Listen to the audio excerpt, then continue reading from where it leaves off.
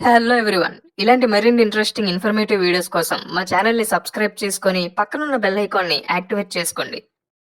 వీడియోలోకి వెళ్లే ముందు 'god of masses' Tollywood's all time number 1 hero 'Nandamuri Narasimham Balayya' and international star NTR. వీళ్ళిద్దరిలో మీ ఫేవరెట్ హీరో ఎవరో, వీళ్ళిద్దరి మూవీస్‌లో మీ ఫేవరెట్ మూవీ ఏదో కింద కామెంట్ చేయండి. మీ వంతు సపోర్ట్‌గా వీడియోని లైక్ చేయండి. వీడియో అనేది చాలా ఇంట్రెస్టింగ్‌గా ఉంటుంది. ఎండింగ్ వరకు చూడండి. ఈరోజు మనం బాలయ్య వదిలేస్తే ఎన్టీఆర్ చేసినటువంటి మూవీస్ ఏంటో ఇప్పుడు మనం చూద్దాం. బాలకృష్ణ గారు రిజెక్ట్ చేసినటువంటి ఫస్ట్ జూనియర్ ఎన్టీఆర్ ఫిలిం 2002లో రిలీజ్ అయ్యి ఇండస్ట్రీ హిట్‌గా నిలిచినటువంటి 'ఆది' సినిమా. శ్రీ లక్ష్మీ నరసింహ ప్రొడక్షన్స్ అనే బ్యానర్‌లో రూపొందినటువంటి ఈ సినిమా వివి వినాయక్ గారి డైరెక్షన్‌లో తెరకెక్కింది.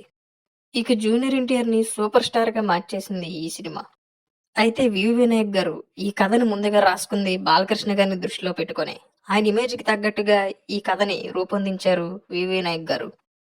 కానీ అప్పటికే అనేక ఫ్యాక్షన్ సినిమాలు ఆయన చేసి ఉండడంతో ఈ మూవీని రిజెక్ట్ చేశారు బాలయ్య.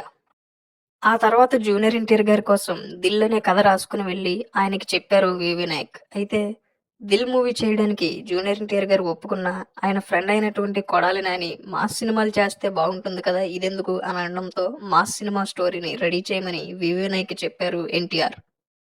అప్పటికప్పుడు ఏ కథను చెప్పాలో తెలియక బాలకృష్ణ గారి కోసం రూపొందించినటువంటి 'ఆది' సినిమా కథనే జూనియర్ ఎన్టీఆర్ గారికి తగ్గట్టుగా మార్చి జూనియర్ ఎన్టీఆర్‌కి నరేట్ చేశారు వివి వినాయక్. ఇక ఈ కథ జూనియర్ ఎన్టీఆర్ గారికి చాలా బాగా నచ్చడంతో షూటింగ్ అనేది ప్రారంభమైంది. మొత్తానికి 2002లో రిలీజ్ అయింది ఈ సినిమా. అయితే ఫస్ట్ డే నుండే ఆల్ టైమ్ రికార్డ్స్ ని క్రియేట్ చేస్తూ బాక్స్ ఆఫీస్ దగ్గర సెన్సేషనల్ సక్సెస్ ని సాధించింది 'ఆది'.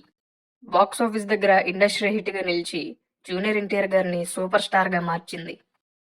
అయితే ఈ సినిమా ఇండస్ట్రీ హిట్ అనే దానిపై కొంత వివాదం ఉన్న విషయం వాస్తవం. కానీ బాలకృష్ణ గారు గనుక ఈ సినిమా చేసుండుంటే ఖచ్చితంగా నికాసైన ఇండస్ట్రీ హిట్‌గా నిలిచి ఉండేది. ఈ కాంట్రోవర్సీ‌లేవి కూడా వచ్చి ఉండేవి కావు. మరి బాలకృష్ణ గారు ఈ స్టోరీని రిజెక్ట్ చేయడంపై మీ ఒపీనియన్‌ని అండ్ ఈ సినిమాని గనక బాలకృష్ణ గారు ఆయన స్టైల్‌లో చేసుండుంటే ఎలా ఉండేది అనే దానిపై మీ ఒపీనియన్‌ని కూడా కింద కామెంట్ చేయండి.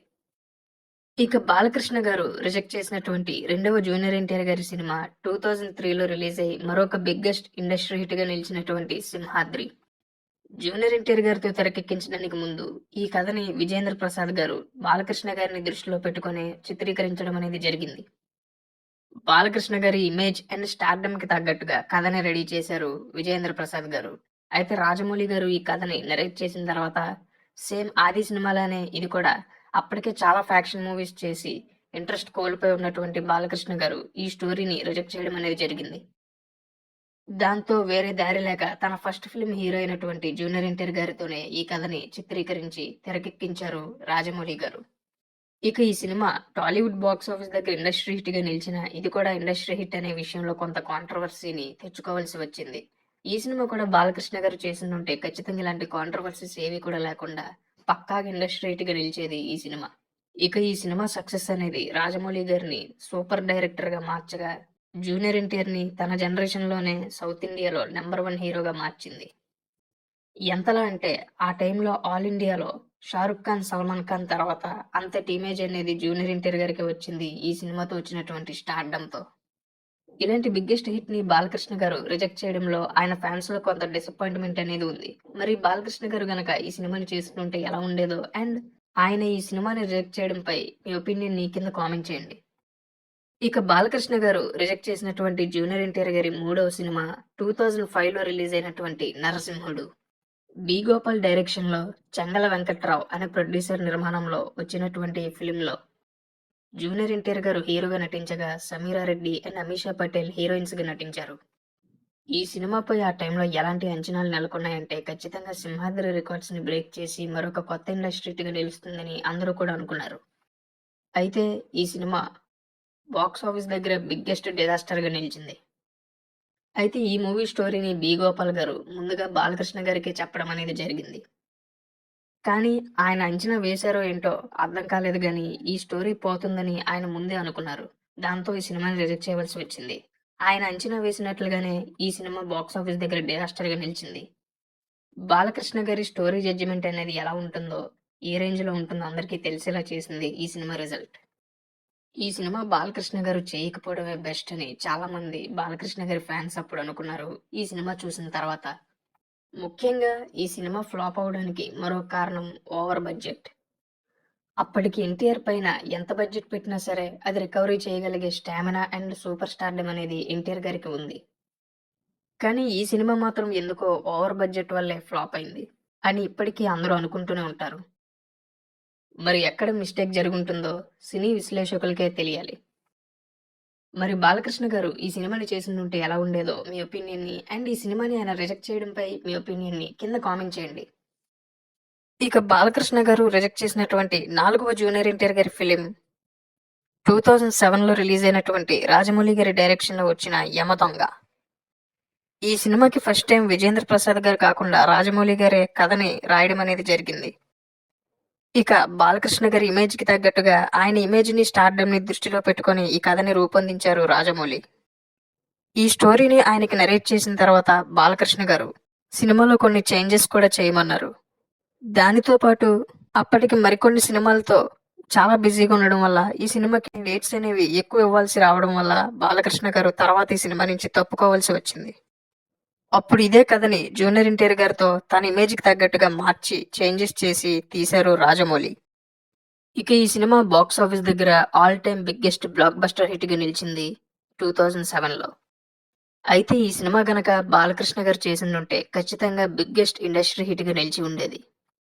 అండ్ బాలకృష్ణ గారు ఈ జానర్‌ని ఎప్పుడూ టచ్ చేయకపోవడం వల్ల ఈ సినిమా గనక ఆయన చేసుండుంటే ఆయన ఫ్యాన్స్‌తో పాటు నార్మల్ ఆడియన్స్‌ని కూడా మెస్మరైజ్ చేసి ఉండేది ఈ సినిమా. అండ్ రాజమౌళి గారి టేకింగ్, బాలకృష్ణ గారి ఆన్ స్క్రీన్ పెర్ఫార్మెన్స్, దాంతో పాటు విజువల్ ఎఫెక్ట్ ఇలా చాలా ఎలిమెంట్స్ అనేవి ఈ సినిమాలో ఉన్నాయి. ఒకవేళ బాలకృష్ణ గారు గనక చేసుండుంటే ఖచ్చితంగా చాలా పెద్ద సక్సెస్‌ని ఈ సినిమా సాధించుండేది. ఈ సినిమా రిజెక్షన్‌లో కూడా బాలయ్య గారి ఫ్యాన్స్‌లో కొంత డిసప్పాయింట్‌మెంట్ అనేది ఇప్పటికీ ఉంటుంది. మరి ఈ సినిమా బాలకృష్ణ గారు చేసుండుంటే ఎలా ఉండేదో, ఈ సినిమాని ఆయన రిజెక్ట్ చేయడంపై మీ ఒపీనియన్ ఏంటో కింద కామెంట్ చేయండి. ఇక బాలకృష్ణ గారు రిజెక్ట్ చేసినటువంటి fifth and last junior NTR గారి ఫిలిం 2010లో రిలీజ్ అయి సూపర్ హిట్‌గా నిలిచినటువంటి 'బృందావనం'. దిల్ రాజు ప్రొడక్షన్‌లో, వంశీ పైడిపల్లి డైరెక్షన్‌లో జూనియర్ ఎన్టీఆర్, కాజల్ అగర్వాల్ అండ్ సమంత లాంటి స్టార్ క్యాస్ట్‌తో తెరకెక్కినటువంటి ఈ ఫ్యామిలీ కమర్షియల్ మూవీ 2010లో రిలీజ్ అయి సూపర్ డూపర్ హిట్‌గా నిలిచింది. 'అదుర్స్' తర్వాత జూనియర్ ఎన్టీఆర్ గారికి మరొక సూపర్ హిట్ అవడంతో ఆయన పొజిషన్ అనేది టాలీవుడ్‌లో మాత్రమే కాకుండా సౌత్ ఇండియాలోనే నంబర్ 1 హీరో అనే పొజిషన్‌కి వెళ్ళిపోయింది.